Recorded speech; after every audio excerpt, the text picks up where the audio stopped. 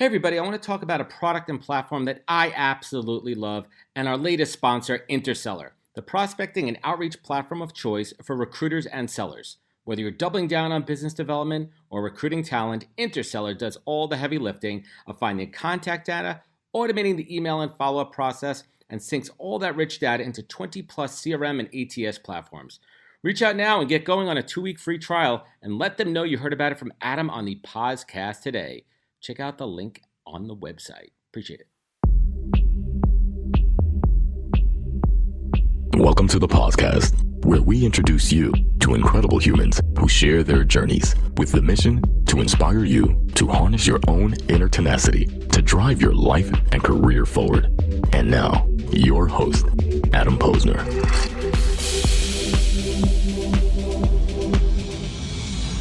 Hey everybody, welcome back to the podcast where I bring you the best and brightest from the world of business, marketing, and personal growth to help you drive your inner tenacity and drive your career forward. My guest, Jeyanayagam, is currently the Vice President and GM of the direct-to-consumer business at the Clorox Company, which includes full P&L responsibilities, supply chain, fulfillment, soup to nuts. This guy does it all. I'm sparing you a lot of details on that because it gets real techie.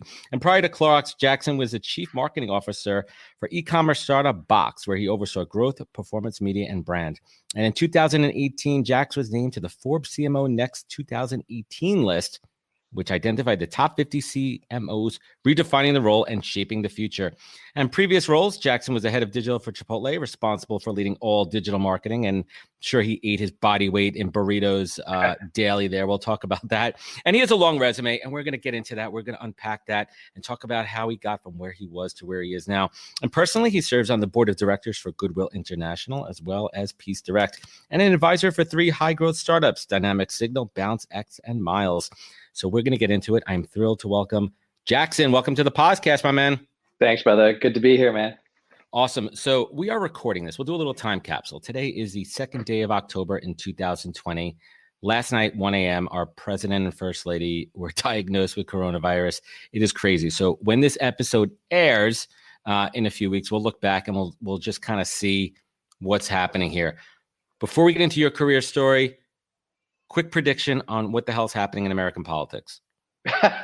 I'm throwing a curveball. We're here. We're live. We're doing Yeah, this. you did. I mean, I don't know. Come November, I follow it deeply. I sometimes get disappointed by it, like many people, just because I think at least up ballot, right on the presidential side, the election, we'll find out in 6 weeks, comes down to 7 states. And that's disheartening if you live in New York, right? Down ballot, we can all still have an impact, but it's concerning and just frustrating that it's only 7 states, give or take, that really are going to decide the elections, given where it's shaking out. So, 4 years ago, I thought one thing was going to happen, like many of us, and then the exact opposite happened. And I'm seeing the repeat. I'm seeing the media say the same things. I'm seeing the media say the same themes. Right. I'm seeing the exit polls and all the polling be almost identical. And I worry that the same thing is going to happen. So I think there's a lot of people out there who aren't voicing their opinions right now and are going to go to the ballots and voice it that way.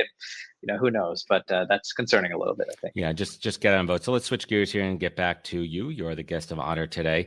You have an incredible career. You've had an incredible career, some real high profile titles, tons of responsibility on your shoulders, but it all had to start somewhere. Take us back. We don't have to go into super details. We don't want to know. We could assume what you did in college. But what did you study in university? And what were you kind of thinking when you were in school, what you wanted to do when you got out? Well, so I swear a lot, so I'll try to limit it. You could curse here. All right, perfect. I was. Think of it like the Howard Stern show, man. Minus a few things here and there. Yeah, minus a few things. Yeah.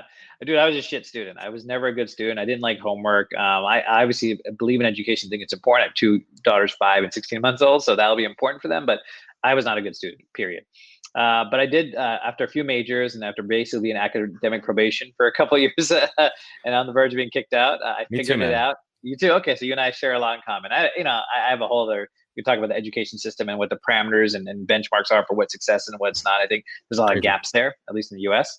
But and anyway, I ended up being a sociology major. I majored in race relations, which was a very passionate topic of mine, still is, always has been. Being a minority, has grown up in all different environments and standing out in a lot of different ways, son of immigrants and so forth.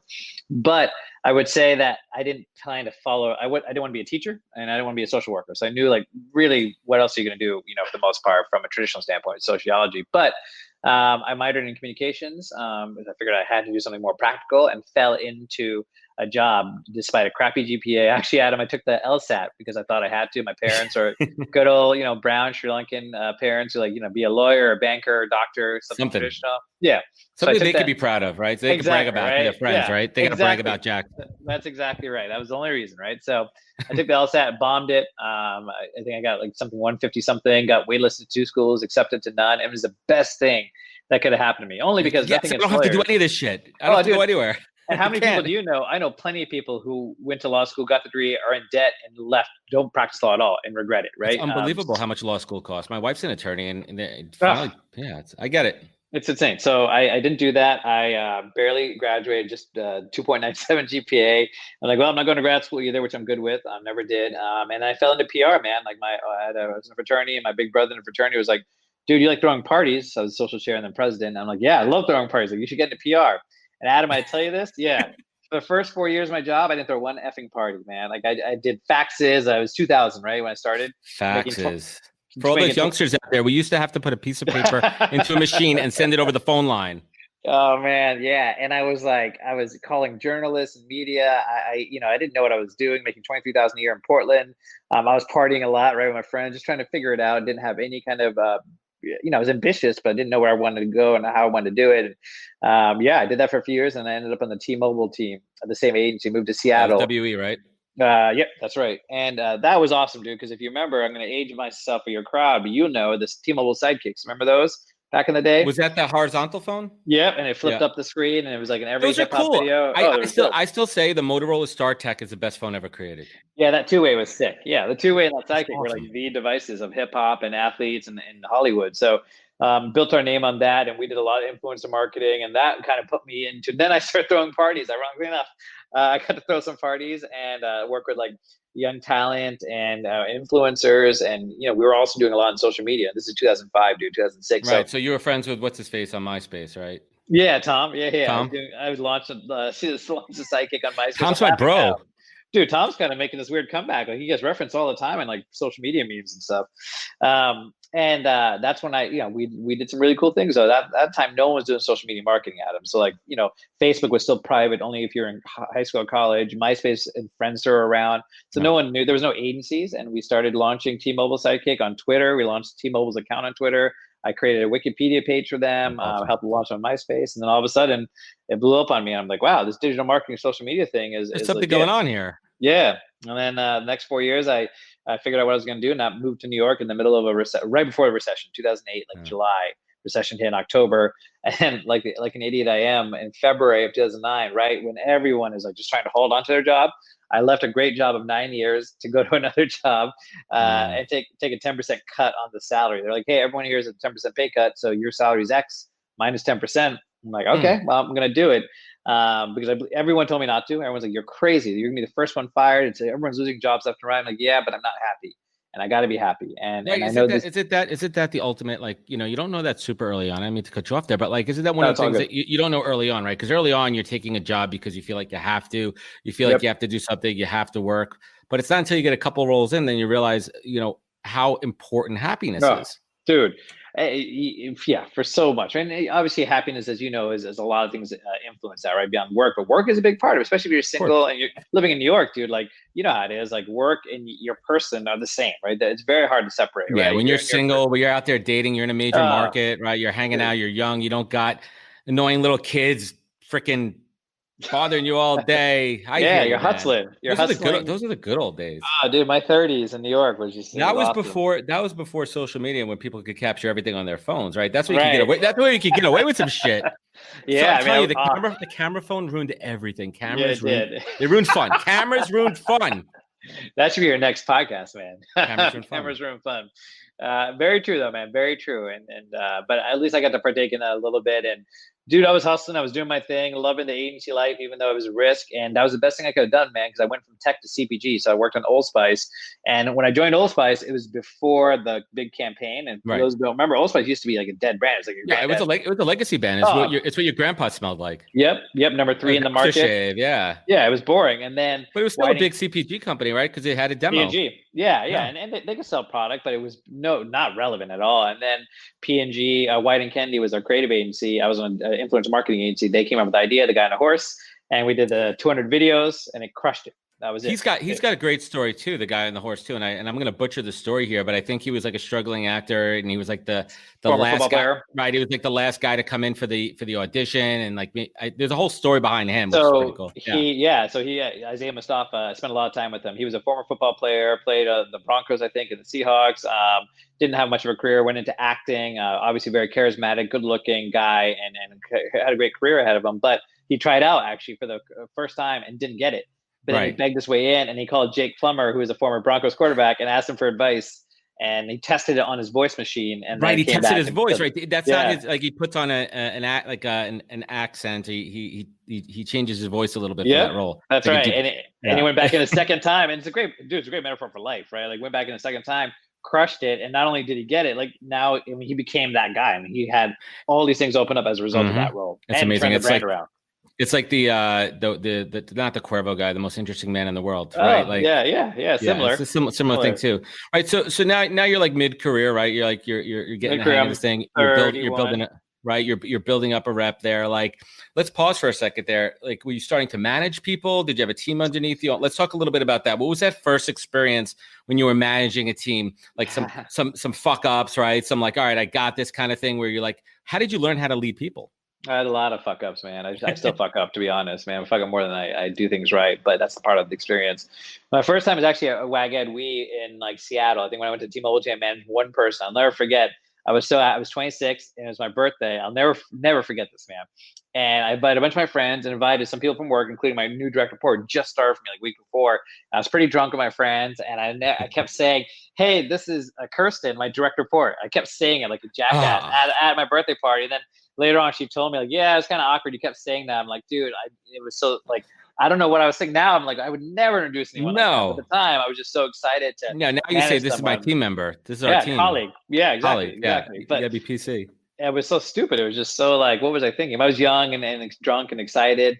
So I'm sure everyone was like, what's he saying? So that was an interesting learning for me. Yeah. I mean, early on, was there that one person that you looked up to, like as a mentor, that you really learned from? Yeah, actually, he's a good friend of mine now. He lives in New York now too. His name is Rowan. He was the lead on the team. He recruited me to come to T-Mobile. At the time, I was leaving Microsoft, working on Microsoft mobile phones, which Microsoft had a big budget. You know, they're doing a lot of stuff with mobile phones, and T-Mobile at the agency side at least wasn't huge. It was like a third of the budget, small team, and I had to move to Seattle, and I was nervous about that. My first move for a job. And since then, I moved like several times for my job. And he told me in an interview, he's like, "Jackson, I've lived all around the world for my job. I've moved around for my job. I've left things behind, people behind. And I can tell you, as scary as nervous it is, if you feel good about the people and the team and the role, it's the best thing you can do for your career. Even if it doesn't work out, that learning, that experience, you jump off that cliff a little bit with a little bit of a gut that's going to work out okay, one way or the other." And I did it, man. And he was right. He convinced me. And then ever since then, he became a mentor to me. I love it. And like trusting your gut is something that, oh, dude. Oh, man, it's everything. And then once you get to a stage in life where, because listen, as you and I both know, as fathers, parents,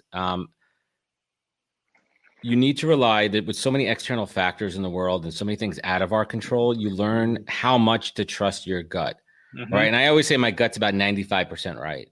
Like sometimes I shit some stuff out, right? and it's not so good if I want to use a metaphor, but you really have to trust your gut.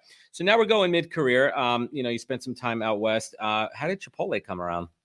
I might be skipping a step or two in there. It's all good. Yeah. I went to another agency for 5 years, built a digital marketing practice, working with clients like Taco Bell, Papa John's, Starbucks, Jordan Brand, and Chipotle was hiring for a head of digital. And they saw that experience. They wanted someone who came from either agency or in-house, which it doesn't always happen, right? A lot of times if you're in-house, they only want in-house experience, which is why I always tell agency people, like, think about that, But I got lucky. The hiring manager came from CAA, came from agency life. He's like, I like that pace, and I want someone with some QSR background. And who's deep on digital, which I feel like I'm an OG. You checked the boxes there, right? It was the right place at the right time with the right experience. Yeah. But Adam, I hustled my way into that, man. This is a learning for any of you younger, for anyone, any age. Actually, tell us how you did this, man.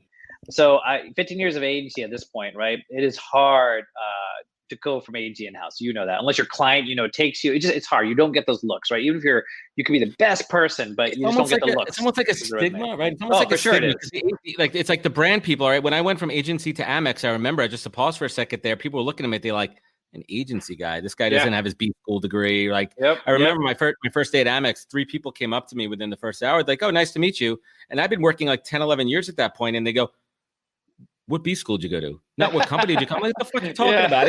And then when once they found out that I went to a SUNY Buffalo, and I had like a 2.6 GPA, and I have the same job as him, actually making more because anyway. So we digress. So for those that don't know, like we talk about this too, the agency background is desirable because there's a hustle there. There's a sense of urgency. There's a speed, and also the ability to multitask and bring people together. So that's a very attractive trait. And when a hiring manager sees these traits and can apply them to the in-house, which is typically a little bit slower pace.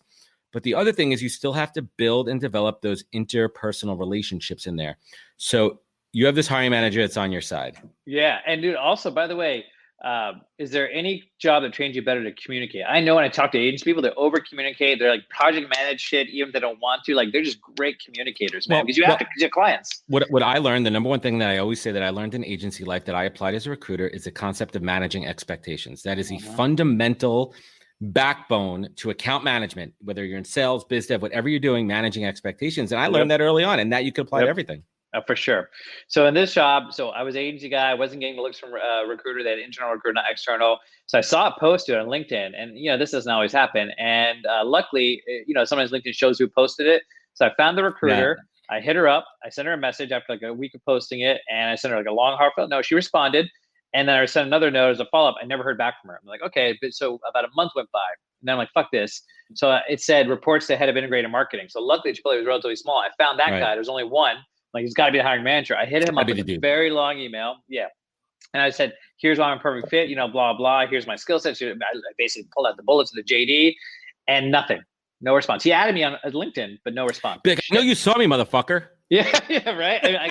I know you saw me. If there was a red note, like I know he read it. I know. And now, he and I talked about it actually after he hired me. So 3 months go by, dude. So now I'm into January. I posted September was when I started. So I'd forgotten about the role, right? I've been looking aggressively. I had some issues come up with the agency side. I was like, I got to get the fuck out of here. And you never want to get to this point, right? Where you're so unhappy. You wake up dreading going in. Luckily, that's only happened once. I need to get the fuck out. And then you start making bad moves. I was like, don't. I was told this a long time ago, don't run away from something, run to something. Even if what you're running away from is so bad. Unless you're really feeling like, unless it's so bad where your mental health is at risk. But this wasn't there, but I just was unhappy. My ego took in and so forth. So 4 months went by, dude. And I'm like, no leads. And you know how this is in job search. You can go like 4 weeks, nothing. And then one day, 5 leads come in, right? It's shit how it works. So I got this call from Denver, and I'm like, Denver, all right, but it's unknown number. You know how this when you're looking for a job, any unknown number, I'm answering this shit, and the half the time it's like fucking spam, salespeople. So I pick it up, and like, hey, this is Adam from Chipotle, and I'm like, oh, and I can meet perk up, my voice gets higher. Mr. Jackson, how may I help you? What can I do? As you put the beer down. Yeah. So the long story short, he's like, hey, I got your note forwarded to me. I'm sorry it's taking so long. We've been in the process. We had 10,000 applicants. I'm like, Jesus, this is when Chipotle was at that peak, right before the food crisis. And he's like, we want to bring you in for interview. And it was like, I must have interviewed 12 people, 2 days in Denver, 2 different days in Denver over 3 months. And they told me this is going to be a 4-month gauntlet. Oh, dude, brutal. They're like, be prepared. I'm like, okay, I'm prepared. But it was Chipotle, man. That was the Rocky training montage, right? I did. This is my Mr. T, right? And then I ended up getting the job, and they told me like, hey, my boss said like, I saw your email. I didn't respond to you, but I forwarded it to HR. And to me, all of that is, Adam, is like, that was just hustle, man. Like I tracked it down. It's a thin line between stalking and being over aggressive. Persistence is subjective, right? Like exactly, right? Like, and you have to figure out that balance of not being a stalker, but at the same time, it's your job search. And anyone in HR and recruiting knows that you're going to get bombarded all day by follow-ups. But it's about the tone, the messaging, and how you handle yourself. Exactly right. Well said. And that's what happened there. And I got very lucky. And dude, within 2 weeks, I never, not once, Adam, I tell you this, had I gotten any in-house opportunities, even though I had a great resume, great clients, well-networked. 2 weeks into Chipotle, I literally had 2 job opportunities coming to me in my first 2 weeks, one from Subway, one from another one. I'm like, wow, they like that. They tried to coach you immediately once you started there, and it came up. Yep. So So Chipotle, like what was the draw there for you, man? Like what was like how did they hook you in? I know you wanted to go in-house, right? And we were talking before about like you getting to the stage in life where you're not jumping and making like real like emotional decisions. Like what was a rational decision behind that decision? It was three things. The role was exactly what I wanted. It was the right next step. It was head of digital. I was already doing digital agency side. It was a brand I loved and everyone loved, right? So it was it's a good brand. Was that It before is. they were purchased by McDonald's? After they divested, after Right, McDonald's divested them. Yeah. And I would say, Adam, this is also learning though. At that time in my career, I was just chasing sexy brands. And I've learned this the hard way, right? It's just the name, right? The brand. And sometimes that works out, but a lot of times it doesn't, or a lot of times it's not as what you expected. So this grass is a case not always greener, right? Just because the grass looks greener from my side of the fence and your grass looks shiny, right? And all well manicured doesn't mean shit. Well, you come over the fence, right? And there's piles of dog shit everywhere that you can't see. Right. How many people do you know? Like, I'd love to work. I'm not going to say any companies, this brand. And you meet with people from that brand, like, yeah, it's, the founder sucks, or like this happened over here. I'm like, wow, so I don't judge anymore based on that. I judge on the hiring manager. Hiring manager is fucking everything. Even if you're a CEO of the board, it's everything, right? So in this case, it was the brand, it was the role. And then honestly, dude, I knew I needed to get in-house, but it was an opportunity to build something out at a brand that was well known. So for instance, like my Jordan brand clients, this is Jordan brand, dude, like one of my favorite brands. I'm a sneakerhead. They were like, there's no more iconic brand in America. Yeah. And they were like, wow, we're kind of jealous of you. You're going to Chipotle. I'm like, dude, that's crazy. Like, and I'm like, you're Jordan brand. Like, yeah, but Chipotle's got like a magic right now that no one else has. And people forget, like before the food crisis, Chipotle was it, man. That was the effing brand. That was like, people were moving away from they're moving away from Subway. They wanted something more fresh, but the fast cash, right? Like, what was kind of that in between, right? It was like that in between restaurant where it's still good quality. The brand stood for good quality before the food situation. Exactly, it was all about the product. The product experience is dope, and product led. The branding was clean. And right, the stores were cool, right? The brand was minimal. The stores were cool. It didn't look like a McDonald's, right? It didn't look like that shit. And they didn't do TV. So there was also a little bit of like this like magic, right? There was like, you didn't really see word of mouth. Yeah, McDonald's, Burger King, always on your TV. Chipotle, it was like, oh yeah, Chipotle is dope. Yeah. And it was like 2,000 stores, not 20,000, or at that time, probably 1,500. So yeah, dude, it was all those things that was opportunity. Now, obviously 6 months in, the food crisis hit, everything changed, but I learned more from that, Adam, than probably all the things I did right. You know what I mean? So how long you were out in Denver, right? Cool city. No, New York, actually. I was in Denver a lot, but they had a New York office at the time. Right. So how long did you spend there? About a year and a half. So I left about a year after the food crisis. I just didn't believe in the leadership at the time, which then eventually got switched out. They brought in Brian Niccol, who's an amazing CEO. But at that time, I just didn't believe they could get back for a lot of reasons. So I know a little bit about the Box story because I was following it when they were kind of emerging. But why don't you fill us in how Box kind of started and what drew you over there? Yeah, so a recruiter hit me up and they were like, hey, we got this opportunity at Box. And I had never heard of it. But I started talking to some friends and it had this like vibes like 2016, I think. And they started in 2013. What stage were they there? So it's 3 years in. They just done the C round, finished the C round. So that's why they had the money to pay for a few more executives. They hired a CFO from Square and Intel.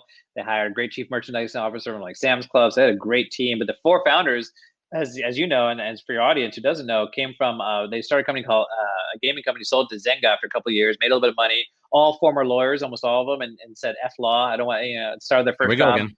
Yeah, exactly. And one of them started their job like literally a month after the financial crisis. So he was like, I'm out of here. Like, this isn't going to work after Lehman collapsed. And they started coming in the garage, like, there's got to be a better way than what Costco's doing. This is before Costco launched e-com. Like, we can do this. We can figure this out. So they launched in the garage and went from like 40,000 to almost 100 million in 3 years. Like, they crushed it. And that's when they brought me in. Oh, dude, it was insane. And they also did a little bit on doing things differently, right? So Chipotle, I always say, was value driven, right? So driven by a value of food with integrity, food that you can believe in, right? You said the product. Box was values driven, right? It wasn't necessarily about one thing that we're going to do. It's like how we treat our people, how we treat the customer. We're going to go about this the right way. We're going to pay for people's college education for their kids. We're going to pay for their weddings. We're going to refund you a tax on tampons that in ridiculous ways treated as a luxury in 29 states. So things like that were very different for the industry, and they created a name for themselves as a result. They were disruptor. Do us a quick education check here. How do you define brand? What's your definition of brand?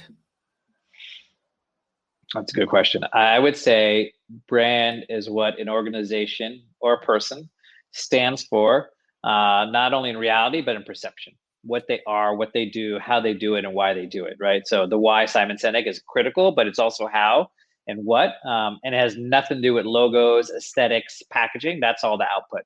So to me, it's what you do, how you do it, and why you do it. And how do you stand out and differentiate? Because that's what That's kind of right. triggered in this conversation for me, because you're talking about Box and how they differentiated internally and externally.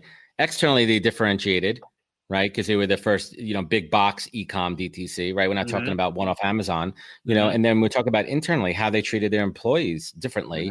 Yep. And your employees are everything. I mean, you know this, right? When those employees feel part of the organization, Oh, how much harder they work, how much you feel part of dude. that family. Like, what was that feeling like at Box, like 3 years into the successful startup, the energy, the vibe? What was that like, man? No, I'd never been in a startup. Agency was the closest, and that's exactly what everyone thinks and why people go to startup. It was that. It was like a lot of autonomy. It was very personable. It was like a family, right? For better or worse, right? Family can also be fucking complicated at a workspace, right? But it was really just like personal. And there was this unique place where we need to get to the next level. And everyone was bought in. Everyone wanted to see this thing grow and exit and have a good path. What we sold and what we did wasn't like that mind blowing, right? It was pretty simple. Unit economics were tough, but it was just, we were all part of it. We were all in it to win it. And it was a really, really cool vibe and experience. And to your point, you can't be customer first if you're not employee first. Think about it. How many times you've been in Uber, and even though that's a commodity, those drivers are driving for Lyft via Juno. Right. You have a bad Uber experience, that's on Uber, not on that driver, right?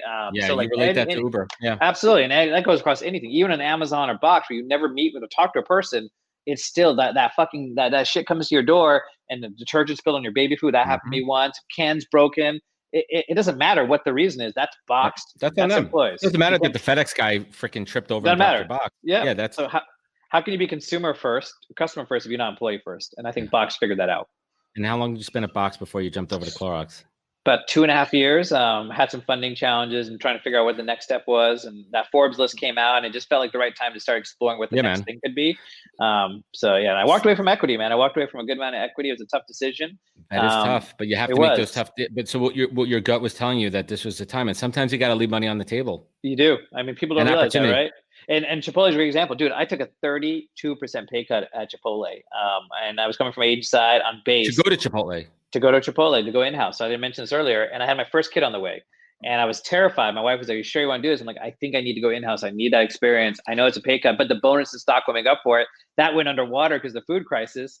So in theory, I would have made more, but reality, I didn't. Yeah. But it was the best thing I could have done. And let's pause on that for a second, because here's a lesson for a lot of young folks. And I have this conversation a lot, especially when I'm talking to junior to mid-level, and these folks are going from their second to third job, right? And a lot of them are so focused on the compensation versus the opportunity. Yes. And I beat it in over their heads. And I say this to them: $10,000 difference in a job over the course of 26 paychecks minus taxes and everything is nothing. And I'm not here to count your money. I'm not telling you how much money you need, but I want you to just put it in perspective. You can't look at a salary like that in terms of $10,000 increments. You really, truly have to evaluate the long-term opportunity. And some roles, maybe you have the foresight or not, are going to help you get to that next level higher and quicker, those interim roles. And I'm like, listen, I'm telling you this from experience. Listen, I want you to make more money. I get fucking compensated on how much you make, right? I'm a recruiter. But I'm telling you this because I care about you and your career. Dude, let's stay on this for a minute, because I have this talk all the time. I go to NYU, Columbia Classic. I think it's such an interesting topic. So what I find, especially young folks, they get caught up on title and base salary comp. So a few things, right? Comp, first off, as you know, especially if you go to big companies, everything. It's bonus stock. You have to keep that in consideration. Startup is a little bit different. Yeah, it's all in. Startup is a little different. But when you go to a big company, they're going to sell you on the total comp. And there's a reason those people stay there for so long. That stock starts adding up. Even if it's a stock that's okay, it adds up, man. So that's one. Secondly, title, for the most part, title mostly is ego and external perception. Yeah, for your next role, that might matter. But for the right role and responsibilities, if you can articulate it to a recruiter, you're good. Now, in some bigger companies, that hierarchy doesn't matter. But for the most part, you can figure that out. But you're right. The comp, though, is where people get hung up. And I've watched people walk away from great roles with me and without me from $5,000. I'm like, what are you doing right now? Like, think about the big picture. Think about, is this the right manager? Are you going to get the opportunities? Is this the right career progression for you, even for 2-3 years?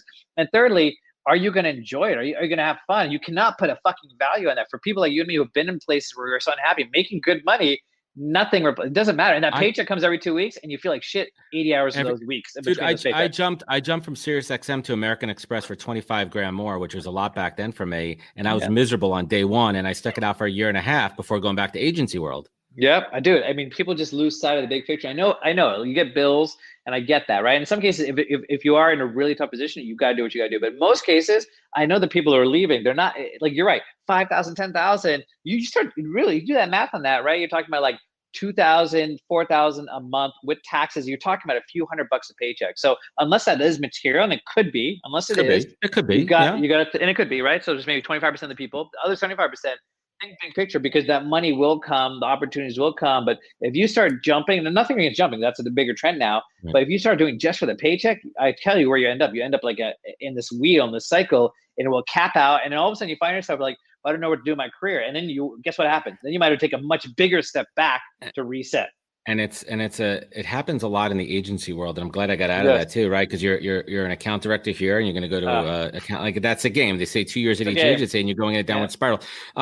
So let's keep the train moving here, and let's get on the Clorox train. How did this come about, and what's happening over there these days? Yeah, dude. So talking about the sexy brands, right? Box was sexy, right? Chipotle was sexy.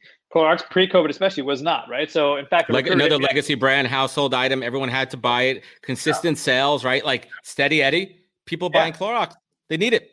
For industrial, sure. Residential, commercial, doesn't matter. Good EPS. It's not a growth brand. It's not volatile. Very, very no risk, right? Which is not me. I'm more like you, like tattoos and beard, and like I'm just not my style. So I'm like, the recruiter hit me up, didn't say the brand, it's a Fortune 500, but a GM role. And I was starting to think about shifting from the CMO path to the CEO path, and it was perfect timing. And I wasn't going back to business school, so I was like, there's not going to be many roles like this that's going to give me that break. And it's a CPG, so I'm going to learn some great things. I'm not going to get in business school because I'm not going. So it's the best of both worlds. Right. But it was Clorox. And at that time, it was moved to DC. I had to move to DC, which, I was a New Yorker for 12 years. My wife, 15 years, met there, had our 2 kids there. Like, it's in my heart, right? Like, all the people saying New York's dead, like, don't get me started on that fucking topic. So anyway, I'm like, I'm ride or die for New York, And then he was like, hey, the roles in DC and Clorox. And I'm like, let's pump the brakes on this one. Like, I don't want to go to a CPG. I was interviewing with like Airbnb and Shake Shack and Etsy and Grubhub, all the typical kind of companies you think based on my career. Yeah, especially coming from Box and Chipotle, that makes sense for me. DoorDash and so forth. And I was like, yeah, I don't know. And then I met with the manager, man. He said, just have breakfast with the guy. He's coming to New York, have breakfast with him. And I'm like, you know what? I always say never, have the meeting. I always say take the call, take the meeting. Take the call, dude. Why not, right? Always take the call. One call changes your life. Exactly. You just never know. It's like dating. It's not the same thing as dating. No different. So I had the breakfast with him on the 7 a.m. He had the 3 other candidates. I know, and back to back, I was the first. And I remember I was in Tel Aviv doing a keynote for a company, actually, where I had the first recruiter call for an hour, and he was grilling me. That recruiter call was way harder than any of the interviews. So I was like, okay, this is interesting. And I met my hiring manager, my boss now, who is like my second mentor. I've had 2 mentors, 3 really, my whole career, and he's been my third. And right away I knew, I'm like, wow, I will learn a lot. He was 30 years in Clorox, but he thought like a VC. He was he invests in companies, very much like me, but not.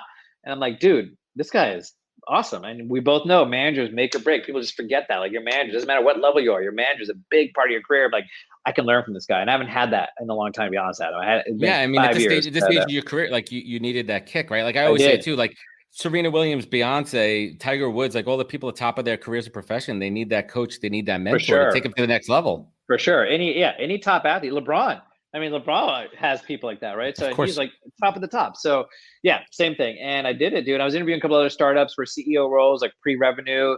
And this guy, like, he made it clear, so I'm going to move fast. And yeah, you're a CPG. It's going to take 3 months. He's like, I'm going to do this in 2 weeks. 2 days later, I had 6 interviews, all video. I didn't have to fly to Oakland, got the offer 4 days later. I negotiated up on a signing bonus. I got aggressive on a couple of things. And, there's a whole art to negotiations. Adam, a lot of people forget and they sell themselves short and they get worried. If I ask for more money, I'm going to lose my job offer. It's like, God, what are you doing? At this point, they want you. So you can ask for a lot. Yeah, it's called leverage. It's called leverage. Exactly. And sometimes they want to do it early. I'm like, don't do it till they want you and focus on 1 or 2 things. Don't ask for everything, but you will get something. They're not going to be like, worst case, they say no. Best case, you get it, but no one's going to pull an offer. And if they did, that's not the company you want to work for because you asked for a little bit more money. So exactly. So he and I negotiated, and I liked the process. I liked the way he was handling. He was very practical. You always should equate, this more than anyone, the interview process with what the company's going to be like. If you start to see flags in that, that's probably how the company operates. Pause on that for a second. That's a really important thing, and I haven't talked about it in a while. The hiring process is indicative of how a company operates. If a company puts people first and the way they manage it, the way the initial recruiter has that conversation, and the way they guide you through the process is so telling. Spot on. Yep. And the manager's ability to influence that. If you're senior enough, like Clorox is a little bit slower normally, but he made that faster. He's like, I'm going to make it faster. So it was telling, is he going to be a champion? Is he going to say what he's going to do and do what he says? And he did, man. He fucking backed it up, but he was very clear. He was like, hey, I want to know if I go back and ask for more on this, you're not using me for leverage. Yeah. Like if I go back and champion for you, I want to know that you're going to accept this offer. Otherwise, you make me look like a dick.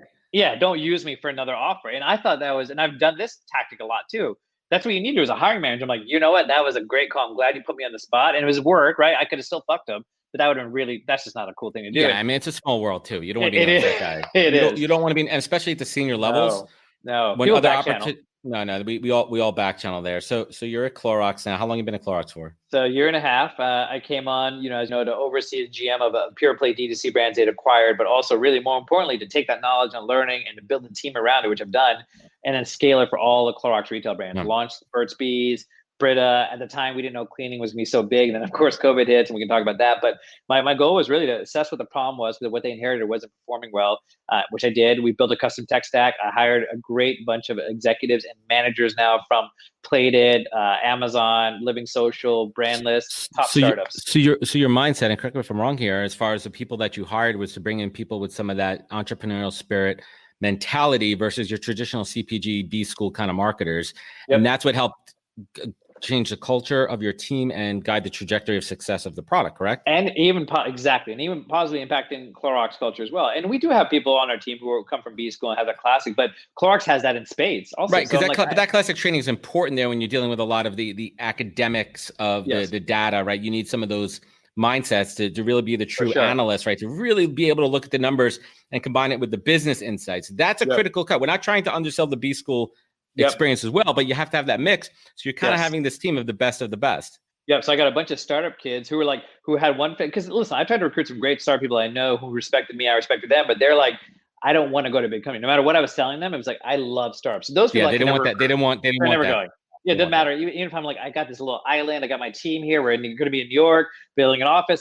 But it doesn't matter because if you love Peloton, you love building and scaling at a certain, you know how it is, right? It's just like agency people. If you love it, there's nowhere you're leaving. But I had a bunch of people like me who'd done 1 foot in, 1 foot out. Like, I like it, but I don't like this part of it. Yeah. I was given the best of both worlds: autonomy, speed, building it, but with the resources of a big, great VC. We never had to go worry about fundraising. We never had to worry about cash flow. We had that, right? Pieces. Yeah, that security blanket. I love it, man. So COVID hits. Let's jump to COVID for a minute here, right? Like COVID hits, and all of a sudden, the Windexes, the Cloroxes, all the cleaning products are top.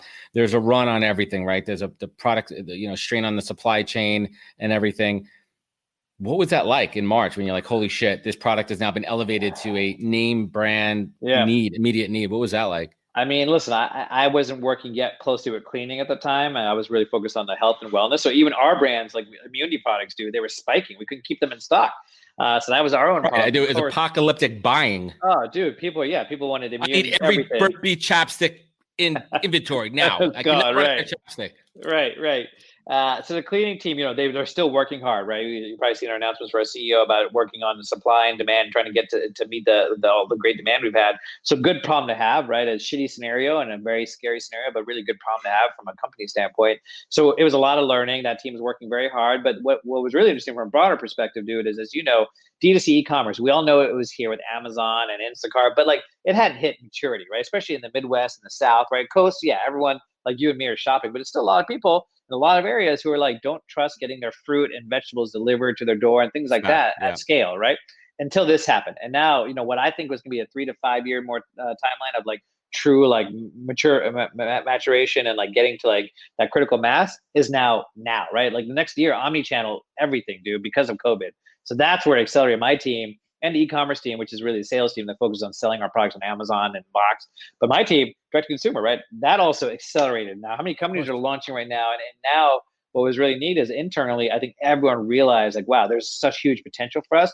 And unlike a lot of other CPGs who are just trying to start it now, we had already started it. We've been building this for a year and a half. So we're already months away from launching a bunch of new brands. So yeah. What was the the top innovation, whether it be a process or a product or a mindset that came out of COVID over the last 8 months on your team? Speed. My team always moved fast, but it was speed. It was cutting down the priorities, even though we had a good amount, a good short list, cut it down even further. These 3 things and make decisions quicker and cut me out of meetings, right? Don't let me be a bottleneck. Just make a fucking call. That's good management. That's strong management here. So I want to bring it home here. When you interview people on your team, is there 1 or 2 go-to questions that you always ask them? Why do you ask them? There's three things I look for, and then I back my way into it, and I adjust based on the person. So I look for versatility, someone who can just do different things, because if shit hits the fan or things change our business or our economy or market, I need you to know that you can't just be like, I only do this job, right? That's not how it works. Yeah, you can't have your blinders on. Yep. No, man, you gotta be able to be versatile and open-minded to learning new things, just like a startup. Curiosity. I don't want yes men and women. Inquisitivity. Being inquisitive is my number one skill trait that I look for. Ask questions, right? Push back, challenge me, but don't be a dick about it. So my third one's empathy, right? Be respectful. If you're going to push back, you don't have to have, listen, people think a nice culture is good. Nice culture is bad because that's passive aggressive. People don't want to get into it. I'd rather work at a hedge fund, or at least where I'm getting railroaded and run over. At least I see it coming. So I'd actually argue being passive aggressive and being a nice culture is the worst thing. And I've learned that from some companies. I won't say names that I worked at. So I ask for empathy. So the three things I look for are those three. And then I'll back my way into like problem solving. I never ask for hard skills, unless it's a direct report of mine. Now I have my exec team. So I'm assuming that they've already fleshed that out. Right? If someone's getting to you at this point, you know that they're qualified to do the job on paper. Absolutely. Now you need to know who they are, right? You need to know who this person is. Yeah. And am I going to be in a foxhole with you, right? Yeah. If it's 60 of us in a foxhole on Slack, late night when you're stressed, I want to know you're going to deal with the problem head on and not be passive aggressive, not Slack emoji, some weird shit, not talk shit behind people's back, not screenshot past combos. Oh, it's the worst. Oh, dude, like don't do that. The screenshot's another shitty thing. Camera phone screenshots. All that shit. So like for me, I interview everyone, intern to VP. And now that I have my core team, my direct reports, I never interview hard skills. I'm always about the person, the people. So one question I ask, for instance, is like, if you could be a god or God, whatever you believe in, what would be the first thing you would do? Could be anything, and there's no right answer. There's no wrong answer. Right, but you really want to see how they break down the problem, and do they think about themselves or the world, and why? And if you think about yourself, that's fine too. I'm just curious on why you chose that.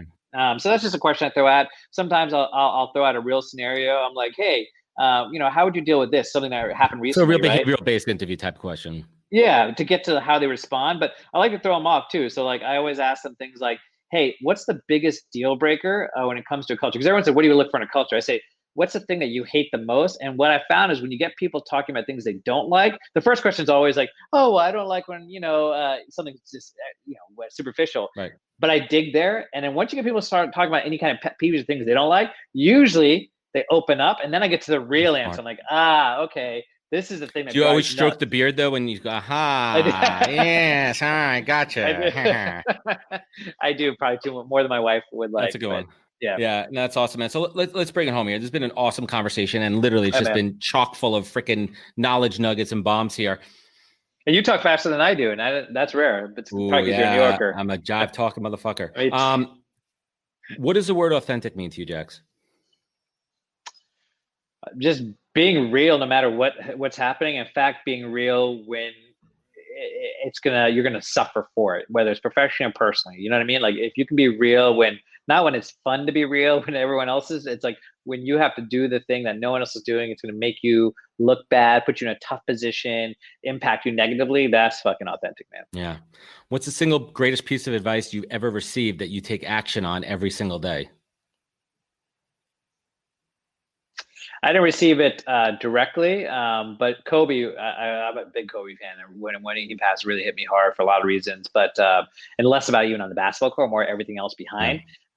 He always said, not to me, but to everyone, be better, right? Every day, the next day, be better than you were the day before. And that is not a sports thing. That is a life thing. Be better dad, be a better husband, partner, friend, colleague, citizen. And that goes back to being authentic. If I can just be better, just a little bit better, I'm good, man. Then I'll feel really good. I love it, man. What would you say is your superpower? What do you do better than almost anyone on this planet that makes you who you are? I surround myself with people with better superpowers than me. I love that. That's a great freaking answer. And we've been talking a lot. It's October 2nd, and I've been having this conversation, the same question for 8 months. I can't believe this. During the pandemic, there's been a lot of silver linings. A lot of good things have happened, because I want to end the show on a positive note. Like, tell me something good here. Jax, leave us with a personal silver lining and a professional silver lining. Oh, my personal silver lining is every day I wake up to the two most beautiful humans I've ever met and encountered. My two daughters, my 5-year-old Sophie and my 16-month-old Adley. The genuine, you know how it is with kids, in the eyes. People say this, but until you have them and you see them, like the innocence, the learning, the love they have for each other and for us, like, dude, there's nothing like it. So no matter what happens, man, I could be unemployed, and even if we're homeless, God forbid, I have them. As long as I can take care of them and give them something better than I had, it's not just financial, it's everything. dude, like that is my personal silver lining, period. Professional silver lining, it's not that different, dude. It's I like people, if you could tell. Like, so I will always value people over anything else. I also truly believe the best productivity, the best work gets done with people. It's not bullshit, man. Culture's not beer pongs and free lunch. That shit is output tactics. You can work in a fucking prison with 10 people and not see the light of day. But if you have great people around you with the same mindset, it doesn't mean that they're the same as yours and mine, or you could have different values and have the same people like that with you. That's okay. Whatever those values are that you care about, being around people like that, getting the energy. And for me, it's about being real, genuine, just being direct, honest, but also empathetic, man. Like, we can accomplish anything. I could sell widgets. I could go hopefully find a cure for something, or sell, cleaning products and wellness products. And it won't matter. It's the people, man. So similar to my daughters, it's really just, I want to be around people. That's why this has been tough. Even though I spend more time with my family, I miss that just the social piece with people. We'll get back there. People want to get back to work. That's beautiful. And last but not least, right? Listen, not every day is amazing, right? We have some rough days. Yeah. You're at the top, man, and sometimes you have to make some tough decisions. Sometimes you have to let people go, and not all days are rosy.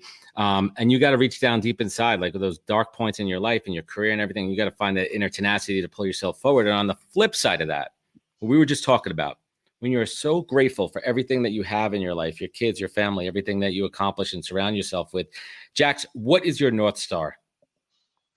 What is your compass? Honestly, man, it's my gut.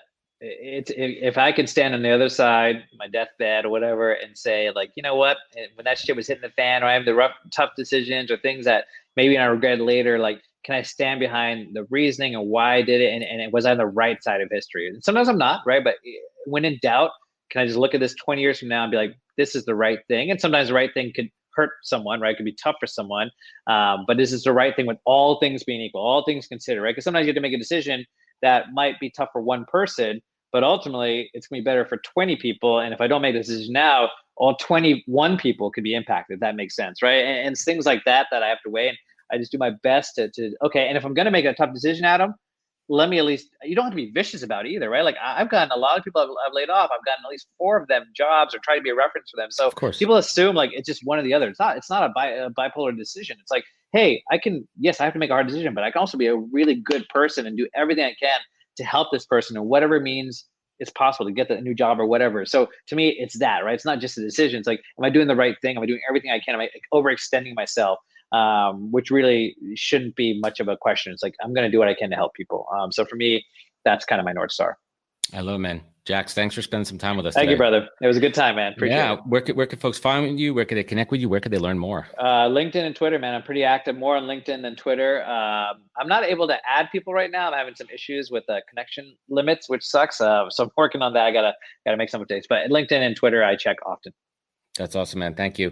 And everybody joining us today, I really hope that you learned from this conversation. It was awesome. I love talking to folks like Jax, who just have such an incredible career and so much to share. And if you enjoyed this episode, please share it, subscribe, leave a review, ranking. Help this show blow up. That's what we need here. You know where to find us on ThePOZCAST.com, all the social media channels. Remember, wash your hands, stay 6 feet apart, look out for each other, and catch us next week for another great episode of The POZCAST. To join the conversation, search The POZCAST on LinkedIn. And to catch up on past episodes and more info, please visit www.thepozcast.com.